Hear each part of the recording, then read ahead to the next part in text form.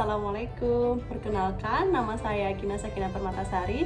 Saya peserta Lasar CPNS golongan 2, angkatannya 26 dan masuk dalam kelompok 2. Dalam kesempatan kali ini, saya akan menjelaskan terkait tugas video saya, yaitu tentang refleksi nilai-nilai dasar PNS, yang dimana ditutori oleh Bapak Heri Supardan, SHMM. Yuk, kalau gitu langsung aja ke slide berikutnya. Nilai-nilai dasar PNS yang ada di Indonesia itu terdapat 7 poin, yang dimana disingkat menjadi berakhlak. Ber-nya itu berorientasi pelayanan, A-nya itu akuntabel, K-nya itu kompeten, H-nya itu harmonis, L-nya itu loyal, A-nya itu adaptif, dan yang terakhir ada kolaboratif, yang disingkat menjadi berakhlak. Kita masuk dalam section yang pertama, yaitu tentang berorientasi pelayanan.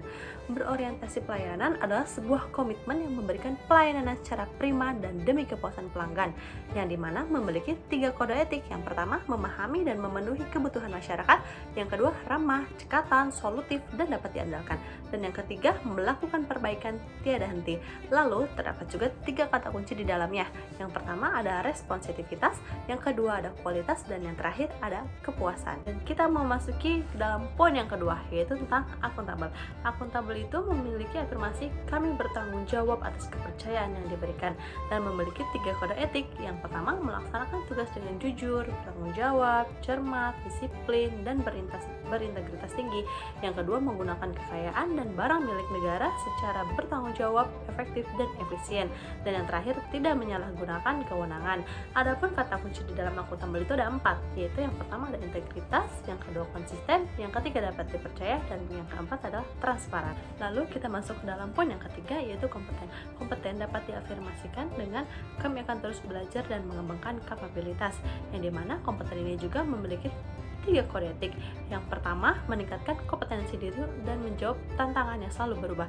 Dan yang kedua, membantu orang lain dalam belajar. Dan yang ketiga, melaksanakan tugas dengan kualitas terbaik.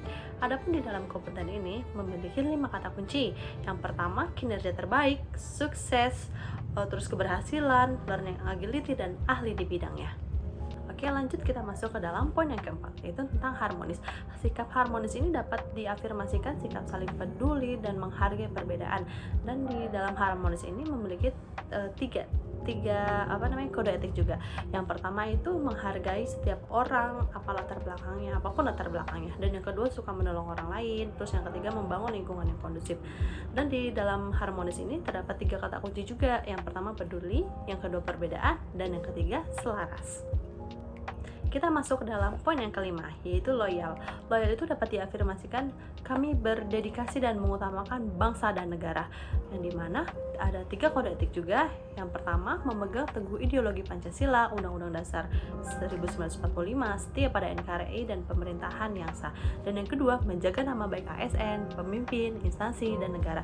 Dan yang ketiga, menjaga rahasia jabatan dan negara. 5 kata kunci yang ada di dalam loyal ini. Yang pertama, komitmen, yang kedua dedikasi, yang ketiga kontribusi, yang keempat nasionalisme, dan yang kelima adalah pengabdian. Oke, kita masuk ke dalam poin yang keenam, yaitu adaptif. Adaptif ini dapat memiliki sifat afirmasi, yaitu terus berinovasi dan antusias dalam menggerakkan ataupun menghadapi perubahan, yang dimana terdapat 3 kode etik juga nih di dalam adaptif. Yang pertama, cepat menyesuaikan diri menghadapi perubahan. Terus yang kedua, terus berinovasi dan mengembangkan kreativitasnya. Dan yang ketiga, bertindak secara proaktif.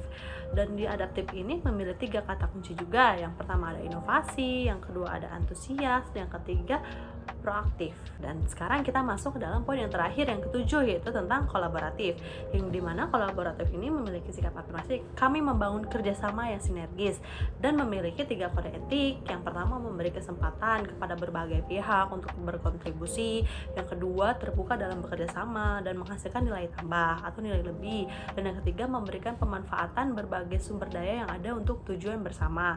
Dan di dalam kolaboratif ini memiliki 2 kata kunci. Yang pertama, kesediaan bekerja sama, yang kedua sinergi untuk hasil yang lebih memuaskan. Oke, video tadi merupakan video ulasan saya, pemahaman saya terkait tugas agenda 2 yang diajarkan oleh Bapak Heri. Dalam pembelajaran juga, Bapak Heri itu merupakan Bapak yang sosok sangat penyabar, mau mengajarkan kami dengan bahasa-bahasa yang lebih sederhana sehingga kami lebih mudah untuk memahaminya. Bapak Heri Ari juga santai dalam belajar ya Pak. Alhamdulillah, akan tetapi tujuan yang dituju oleh Bapak Iri itu tercapai, sehingga kita paham betul apa itu arti berakhlak dan mengaplikasikannya dalam kehidupan sehari-hari. Baik, kalau begitu cukup sekian ke video tugas agenda 2 dari saya. Kurang lebihnya mohon maaf. Wassalamualaikum warahmatullahi wabarakatuh.